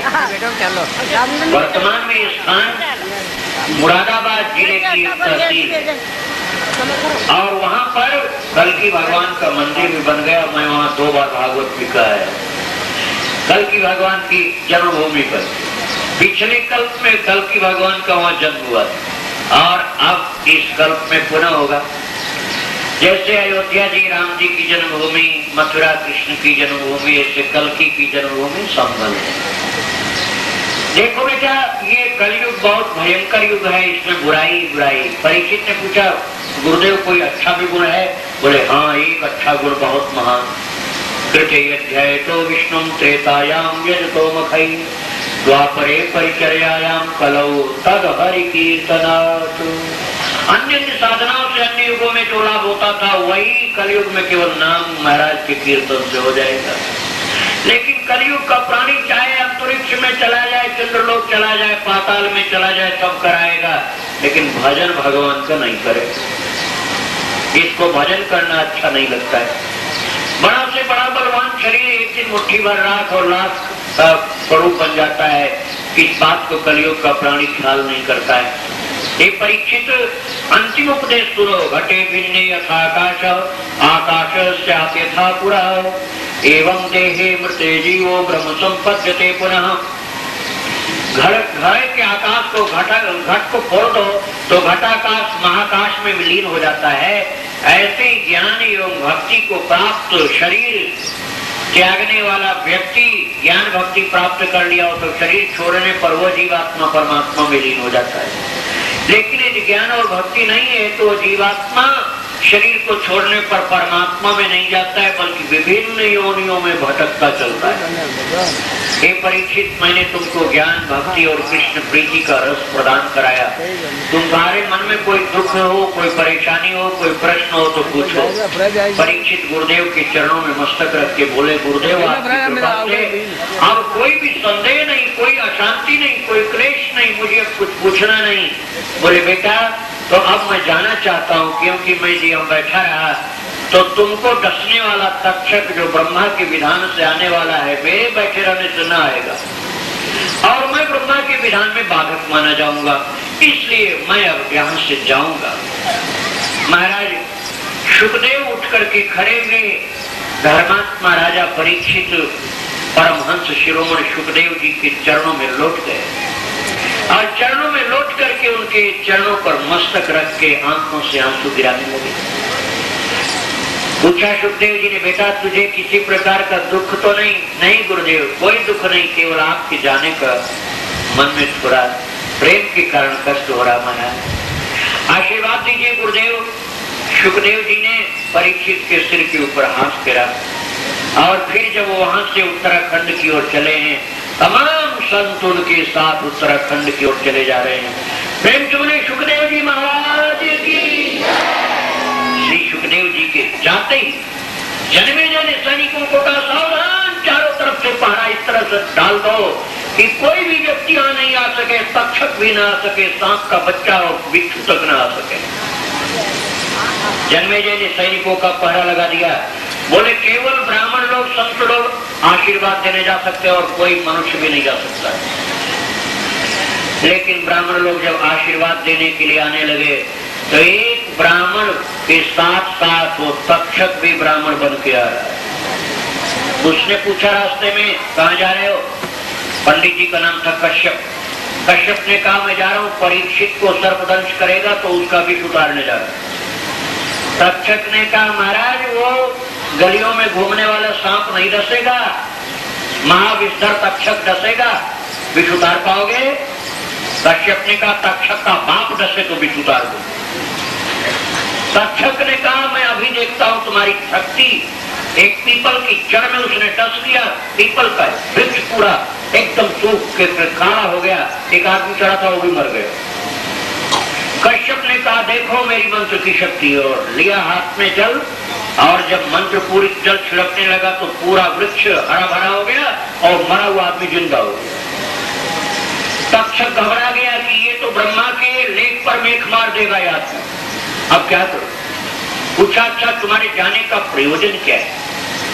बोला मैं गरीब हूं, धन चाहिए। तक्षक ने कहा फिर जाने की जरूरत नहीं है, धरती खोदो यहाँ बहुत धन। बेटी छोटी प्रता साथ में थी, उसने कहा पिताजी लोभ में मत आओ नहीं तो ब्रह्म विद्या चली जाएगी। लेकिन वो बेटी की बात की ओर ख्याल नहीं किए और ब्राह्मण के मस्तक में जो ब्रह्म विद्या थी तुरंत ब्रह्मलोक को चली, सारी विद्या भूल गई ऋषि को। तक्षक आया पुष्प के अंदर समाविष्ट होकर के, और उसने आकर के ठीक समय पर महाराज जिस समय भगवान के ध्यान में मस्त थे, श्याम सुंदर के चरणारविंद में जिन उस समय उनका मन था, उसी समय तक्षक ने राजर्षि परीक्षित को दंशित किया है। उसकी भयंकर तीक्ष्ण विष के कारण महाराज का शरीर बिल्कुल काला पड़ गया, किंतु महाराज तुरंत ही भगवत धाम को प्रस्थान किए हैं। प्रेम से बोलिए राजर्षि परीक्षित महाराज की। और परीक्षित के भगवत धाम जाते ही जनमेजय ने जोरों से चिल्ला करके कहा पिताश्री मैं तक्षक से बदला लूंगा। उन्होंने ऋषियों को कहा तुरंत सर्प सत्र प्रारंभ करो, सारे सांपों को अग्नि में जला करके राख कर दो। मंत्र के द्वारा सब सांप आ करके यज्ञ कुंड में गिरने लगे और जल जल कर मरने लगे। तब तक आस्तिक ऋषि और बृहस्पति जी आकर के समझाने लगे बेटा एक ने अपराध किया और सबको मार रहे हो। इस समय तक्षक इंद्र के शरण में है, यदि तुम आहूत करोगे तो इंद्र भी अग्नि में जल भर जाएगा, बहुत भारी पाप तुमको लगेगा, इसलिए यज्ञ बंद कर दो। तब यज्ञ बंद हो गया है। अब महाराज परीक्षित का उद्धार हो चुका है, सुखदेव जी जा चुके हैं। आगे की कथा सूत जी शौनकादिक ऋषियों को सुना रहे हैं। शौनक से पूछा कि और कुछ जानने की इच्छा है? शौनक जी ने कहा सूत जी सब तो सुनाया लेकिन आपने प्रलय की बात नहीं सुनाई। बोले मृकंड नाम के एक महाराज तपस्वी के पुत्र मार्कंडेय को भगवान ने कृपा करके उनकी इच्छा अनुसार माया का दर्शन कराया, सारी धरती को जलमग्न देखा और अक्षयवट के पर्णकुट में बाल मुकुंद को शयन करते हुए देखने के लिए आगे बढ़े। उनके नासिका के रंध्रों से उनके उदर में पहुंच गए और अनंत ब्रह्मांड का दर्शन किया और पुनः नासिका के श्वास से बाहर आए और फिर उन्होंने देखा कहीं कोई जल नहीं, कहीं कोई प्रलय नहीं, भगवान की माया के द्वारा प्रलय का दर्शन किया। और क्या सुनना है महाराज? बोले अब गुरुदेव आप जो इच्छा करें कुछ सुनाएं। बोले देखो भागवत महापुराण पूरा मैंने सुनाया, लेकिन पुराण की परिपाटी है कि पुराण के अंत में अनुक्रमणिका सुनाई जाती, इसलिए संक्षेप में अनुक्रमणिका सुन लो। प्रथम स्कंद में चारों वर्ण, चारों पुरुषार्थ, नारद जी के पूर्वजन, 24 अवतार, सुखदेव का चरित्र, परीक्षित का चरित्र, गांधारी धृतराष्ट्र का वनगमन, विदुर की उनके ऊपर कृपा, और फिर पांडवों के ऊपर भगवान की कृपा, भीष्म पितामह का चरित्र, और पांडवों का स्वर्गारोहण करना, परीक्षित जी महाराज का राज्य, कलि निग्रह, पुनः उनके ऊपर श्रृंगी ऋषि का श्राप लगना और उनका गंगा तट पर जाकर के पहुंचना, ये प्रथम स्कंद की अनुक्रमणिका रहे। द्वितीय स्कंद में सुखदेव जी महाराज के चरणों में बैठे हुए परीक्षित के द्वारा किए गए प्रश्नों का उत्तर प्रारंभ होना, विविध कामनाओं की पूर्ति के लिए विविध देवताओं की उपासना, भगवत भक्ति की महिमा, चतुश्लोकी भागवत पुराण के लक्षण, ये सब सुनाए गए हैं। ब्रह्मा की स्तुति, भगवान का उनको उपदेश करना, ये द्वितीय स्कंद की अनुक्रमणिका। तृतीय स्कंद में महाराज मैत्री विदुर संवाद, उद्धव जी का संवाद, सृष्टि का प्रसंग, भगवान वाराह का अवतार, मन शत्रुपा की कथा और कपिल महाराज का उपदेश, कपिलोपाख्यान, फिर उसके पश्चात तृतीय स्कंद में अंत में सुनाया गया देवहूति माता का उद्धार। ये तृतीय स्कंद के अनुक्रमणिका है। चतुर्थ स्कंद में महाराज यज्ञ भगवान का अवतार, रुचि आकुति का विवाह, और फिर प्रसूति की 16 कन्याओं का और धर्म के वंश का वर्णन, और महाराज सती का शरीर त्यागना, दक्ष भगवान शंकर का मनोमालिन्य, फिर इसके बाद उत्तान पाद के पुत्र श्री राधे राधे। हमारे सामने कृपा करके आप लोग ये भेंट पात्र लेकर के नहीं आइए, हमारा मन तुरंत इधर से उधर होता है, कथा बिगड़ जाता है। इसलिए इधर जो लोग बैठे हो कम से कम सामने वाले, अगल बगल वालों की ओर हम नहीं देख रहे हैं उतना, लेकिन सामने वाले शांति पूर्वक 10 मिनट और बैठे रहे। श्री राधे राधे। तो मैं आपको ये बताया था कि श्री भगवान की लीलाओं का वर्णन करते हुए चतुर्थ स्कंद में उत्तान पाद के पुत्र श्री ध्रुव जी का चरित्र सुनाया गया, और ध्रुव जी के चरित्र के पश्चात फिर महाराज उनके वंश में पृथ्वी जी का चरित्र सुनाया गया, और प्रचेता प्राचीन पुरंजनोपाख्यान, और पंचम स्कंद में सुनाया गया है प्रियव्रत जी का चरित्र, नाभिनी शवदेव जड़भरत, भवाटवी का वर्णन, भूगोल खगोल का वर्णन, नरकों का वर्णन, पाप कर्मों से प्रायश्चित, उनके नाश के लिए प्रायश्चित का वर्णन, भगवान नाम महिमा। ये पंचम स्कंद की अनुक्रमणिका है। छठे स्कंद में नाम महिमा के अनुसार अजामिल की कथा, गुरु महिमा, दक्ष के पुत्रों के ऊपर नारद की कृपा, बृहस्पति का नाराज होना, फिर नारायण कवच का उपदेश, वृत्रासुर की कथा, चित्रकेतु महाराज की कथा, उनके ऊपर नारद की कृपा, शिव का कोप, शिव की कृपा, पार्वती का कोप, 49 मरुदगण की कथा, ये छठे स्कंद की अनुपणिका। सप्तम स्कंद में श्री प्रहलाद जी का चरित्र, तपस्या, भगवान की कृपा, नृसिंह अवतार, हिरण्यकशिप का उद्धार, त्रिपुर दहन की कथा, और महाराज चारों आश्रम की कथा, और फिर इसके उड़ान सुनाया गया नारद जी के पूर्व जन्म की कथा। ये सप्तम स्कंद की अनुक्रमणिका है। सप्तम स्कंद में गजग्राह के युद्ध, भगवान की दोनों के ऊपर कृपा, गजेंद्र मोक्ष स्तुति की महिमा सुनाई गई, और फिर समुद्र मंथन की कथा सुनाई गई, भगवान का धन्वंतरी अवतार, मोहिनी अवतार, कच्छप अवतार, ये कथाएं सुनाई गई। फिर इसके बाद वामन भगवान का चरित्र देवासुर संग्राम के पश्चात सुनाया गया, वामन भगवान की बलि के ऊपर कृपा, सुतल लोक में उनको भेजना, फिर मत्स्य अवतार की कथा, यह अष्टम स्कंद की अनुक्रमणिका रही।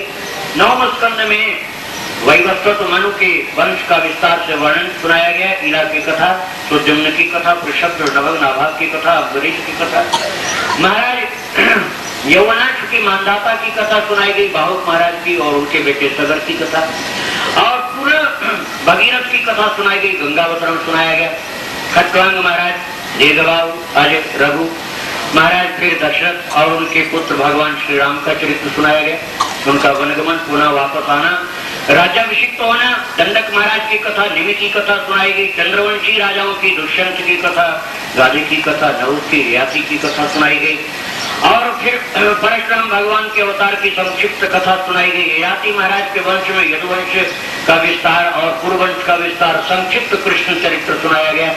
यह नवम स्कंद की अनुक्रमणिका रही। दशम स्कंद में भगवान कृष्ण के संबंधित प्रश्न को सुनकर सुखदेव का प्रसन्न होना, धरती मैया की पुकार, ब्रह्मा के द्वारा सब देवताओं को धरती पर भेजना, उनका जन्म लेना, वसुदेव देवकी का विवाह, और फिर भगवान का कारागार में जन्म लेकर पुनः रात ही रात गोकुल जाना, नंदोत्सव होना, छोटी छोटी बाल विनोदनी लीलाएं करना, मृद भक्षण करना, माखन चोरी करना, और पूतना का उद्धार करना, और शक्टासुर का उद्धार, इसके पश्चात उखल बंधन, नल कुंवर मणिग्रीव का उद्धार, तत्पश्चात श्री भगवान का गोकुल को त्याग करके वृंदावन जाना और गोकुल गोचारण करना, गौ की महिमा सुनाई गई। वत्सासुर का उद्धार, अगासुर का उद्धार, बकासुर का उद्धार, केशी का उद्धार, ईश्वरसुर का उद्धार, प्रलंबासुर का, धेनुकासुर का उद्धार सुनाया गया, क्षीर हरण लीला, गोवर्धन धारण लीला सुनाई गई, गोवर्धन की पूजा सुनाई गई।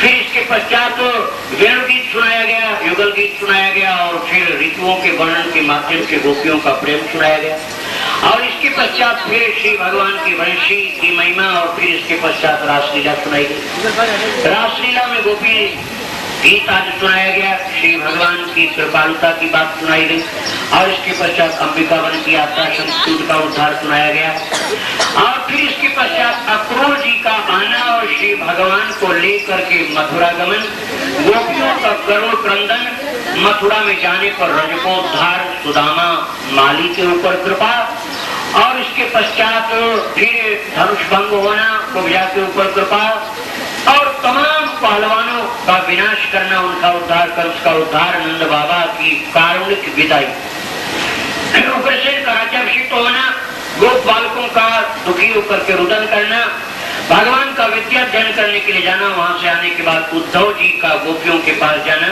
गोपियों की कृपा से उद्धव जी को भगवत प्रेम तत्व की प्राप्ति होना और भ्रमर गीत आदि सुनाया गया। इसके पश्चात पुनः उद्धव को भगवान की परिपूर्ण कृपा प्राप्त होना, फिर अक्रूर का धृतराष्ट्र के पास हस्तिनापुर जाना। ये दशम स्कंद की ये पूर्वार्ध की अनुक्रमणिका रही।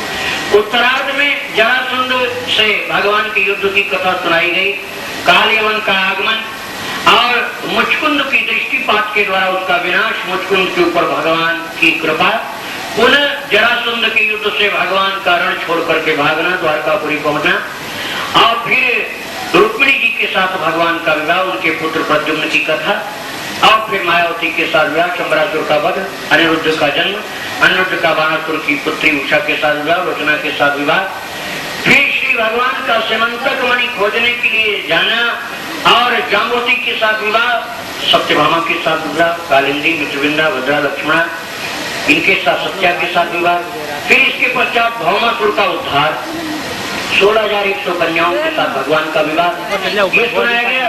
इसके पश्चात राजसूय की युधिष्ठिर का संपन्न कराने के लिए जाकर के जरासंध का वध भीमसेन के द्वारा कराना, राजसूय की विधिवत संपन्न होना, शिशुपाल का वध, शिशुपाल के वध के पश्चात दंतवक्त्र, विदुरथ, काशीराज आदि शाल्व आदि का वध होना, इनका उद्धार होना और फिर भगवान की गृहचर्या का नारद जी के दर्शन करना, भगवान नाम की महिमा, तुलसी की महिमा, सत्यभामा के ऊपर नारद जी की कृपा आदि कथाएं सुनाई गई और इसके पश्चात बल्लल का उद्धार और फिर द्विज बानर का उद्धार, तुलसी का उद्धार ये सुनाया गया। फिर ऋग महाराज का उद्धार, सुदेव ब्राह्मण और राजा जनक दोनों के ऊपर एक साथ भगवान की कृपा और सुदामा जी की भक्ति की, बाल सखा भगवान के सुदामा जी की भक्ति की कथा सुनाई गई, कृष्ण के उनके ऊपर कृपा होना, वृकासुर की कथा सुनाई गई, त्रिदेवों में क्षमाशील भगवान नारायण की कथा सुनाई गई, द्वारका के ब्राह्मण की कथा, जिसका पुत्र मर जाता था भगवान ने उसको जीवित करके पुनः दिया, उसकी कथा, वृकासुर की कथा के पश्चात फिर वेदस्तुति सुनाई गई और भगवान की बहन सुभद्रा जी का अर्जुन के साथ विवाह सुनाया गया आदि कथाएं दशम स्कंद में सुनाई गई। ये दशम स्कंद की अनुक्रमणिका रही। 11वें स्कंद में फिर महाराज सुनाया गया आपको यदुवंशियों की श्रद्धा बिगड़ना, संतों के प्रति अपराध और उनका श्रापग्रस्त होना, पुनः भगवान के निज धाम गमन के लिए मन में संकल्प करना, ब्रह्मा जी का आकर स्तुति करना और उद्धव जी से भगवान की वार्ता, 9 योगेश्वरों का आख्यान, उद्धव को भगवान का उपदेश, 24 गुरुओं की कथा, तत्व विवेक का निर्णय, प्रकृति पुरुष का विवेक, ध्यान की विधि और भगवत भक्ति की महिमा, सत्संग की महिमा आदि बातें सुनाई गई। जीवों के ऊपर स्वाभाविक ऋण जो होते हैं उनसे ऋण होने के तरीके बतलाए गए और गरीब ब्राह्मण की दंडी स्वामी जो हो गया उसकी कथा, लीला ऐल गीत सुनाया गया।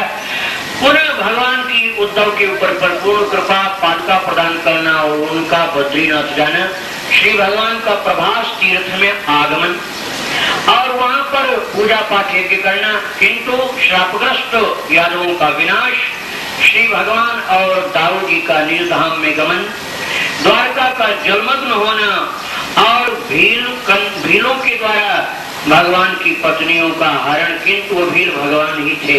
ये रहस्य मैंने आपको बताया।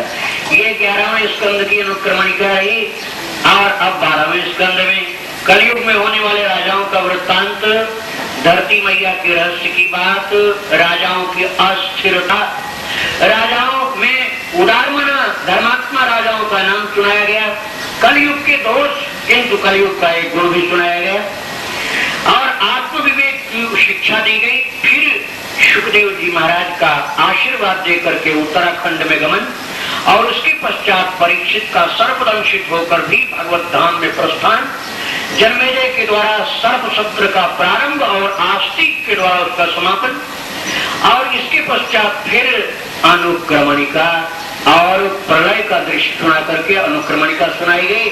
अनुक्रमणिका के पश्चात सूत जी महाराज कह रहे हैं, शौनक जी ये भागवत की कथा साक्षात कृष्ण का वरदान है। जो कृष्ण की कृपा को प्राप्त करना चाहे भागवत की कथा को प्रेम से श्रवण करे।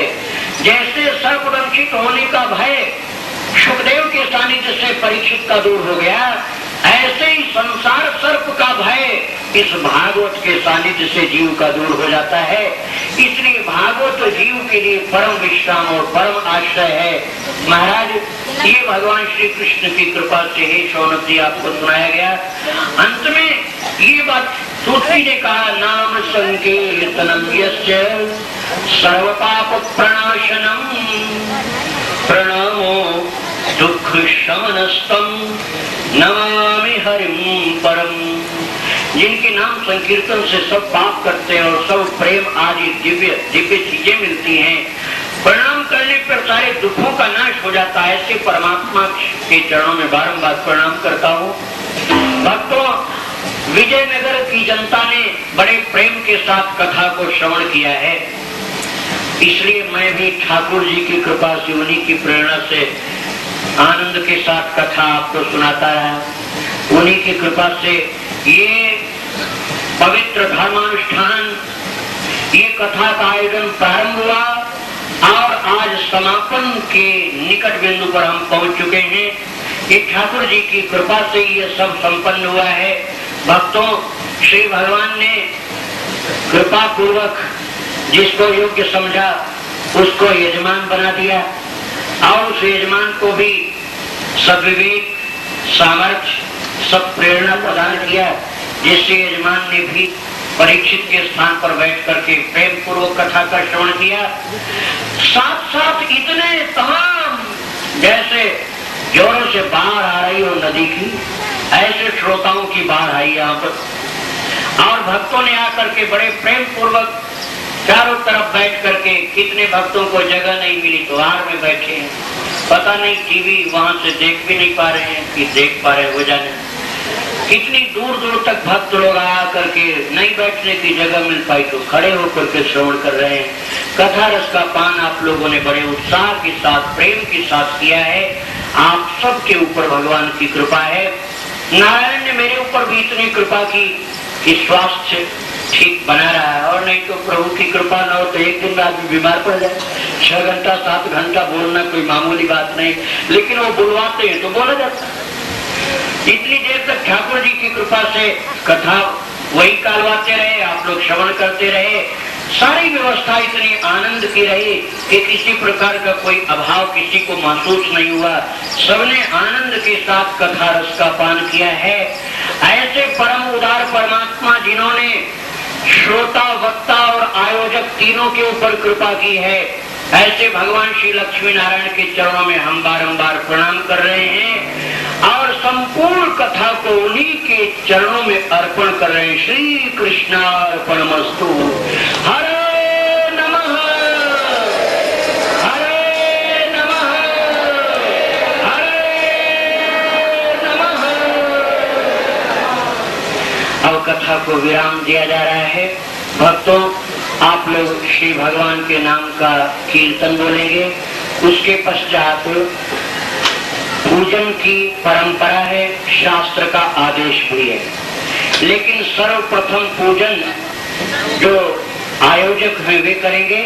उसके पश्चात आयोजक के द्वारा भागवत पक्का पूजन हो जाने के पश्चात और लोग भी पूजन कर सकते हैं। अब इतनी अधिक जनता में लाइन भी नहीं लगानी संभव है, क्योंकि इतने लोग बैठ, लाइन कहाँ से लगे, सब लाइन है। अब किसको लाइन से नहीं माना जाए, सब लोग एक साथ आ नहीं सकते हैं। ये भी एक मुश्किल है कि सब लोग आ जाएं। जिनको पूजन करने का मन में बहुत उत्साह हो, वे धैर्य पूर्वक बैठे रहेंगे तो पूजन के लिए मौका उनको मिल जाएगा। थोड़ी देरी हो सकती है। और जिनको पूजन करने की विशेष कोई आकांक्षा न हो, वो मन से ही भगवान को वहीं से प्रणाम कर लेंगे। भागवत जी को, ठाकुर जी को, वे तो जा सकते हैं जिनको पूजन की कोई विशेष आकांक्षा नहीं, लेकिन जिनको पूजन की विशेष इच्छा है वे धैर्य पूर्वक प्रतीक्षा करेंगे और जब मौका आएगा पूजन करके जाएंगे। किंतु प्रथम पूजन आयोजक जी करेंगे और उसके पश्चात हरिनाम बोलकर आरती शुरू हो जाएगी। लेकिन भागवत जी यहाँ विराजमान रहेंगे, आप लोग पूजन करना चाहेंगे तो बाद में कर सकेंगे। है। भक्तों, अभी तक मंच से जितने भी भजन उच्चारित किए गए वो सभी महाराज श्री देवादास जी द्वारा रचित थे। उन भजनों की पुस्तकें मंच पर उपलब्ध है। जो भक्त लेना चाहे उनका शुल्क देकर उन्हें प्राप्त कर सकते हैं। धन्यवाद। हरि बोल, हरि